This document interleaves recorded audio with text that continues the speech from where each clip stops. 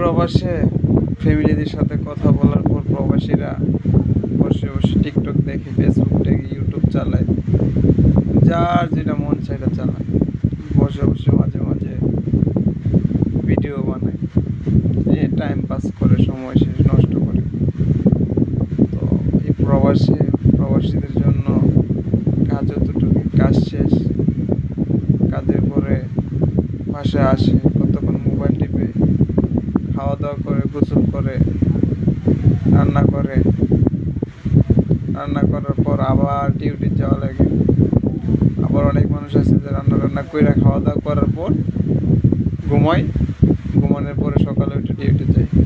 আবার কিছু মানুষ আছে দুই বেলায় ডিউটি করে, সকালে ডিউটি করে, আবার বিকালও ডিউটি করে, রাত্রে ঘুমায়। আবার কিছু মানুষ হচ্ছে নাইটে ডিউটি করে, রাত্রে ডিউটি করে, দিনের বেলা 2 ঘন্টা 3 ঘন্টা ঘুমানোর সময় পায়, 4 ঘন্টা ঘুমানোর সময় পায়। প্রবাসে বসে বসে আমাদের দেশের মানুষের জন্য এত কষ্ট করে।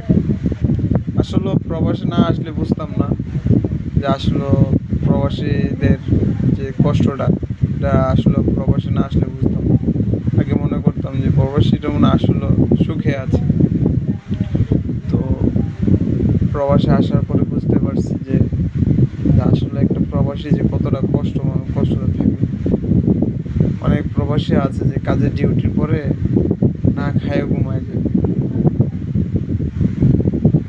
ঘুমায় যায়, কত কষ্ট করে।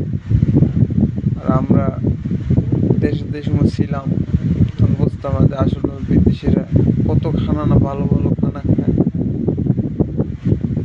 অসুখ বিসুখ হলে ডাক্তারের কাছে যায় না, একটা নাপায়েসটা বা বাংলাদেশ থেকে কেউ আসলে নাপায়েসটা নিয়ে আসে, নাপায়েসটা দিয়ে কাজ শেষ করে। তো 6 মাসেও 1 বছরও ডাক্তারের কাছে যান। তো যারা প্রবাসে আছেন, সুস্থ থাকবেন, সবসময় নিজের শরীরকে সুস্থ রাখবেন। সুস্থ রাখার জন্য আপনাকে নিজের মন মানসিকতা ঠিক রাখতে হবে। মানুষ আজকে কষ্টতে আছেন, একসময় সুখে থাকবেন। তো ফ্যামিলির সাথে কথা বলে যে সময়টা পার করেন মোবাইল টিপে বা করে, মন মানসিকতা সবসময় ঠিক রাখবেন, দেখবেন আপনার মন, মেজাজ, শরীর, স্বাস্থ্য সবসময় ভালো থাকবে।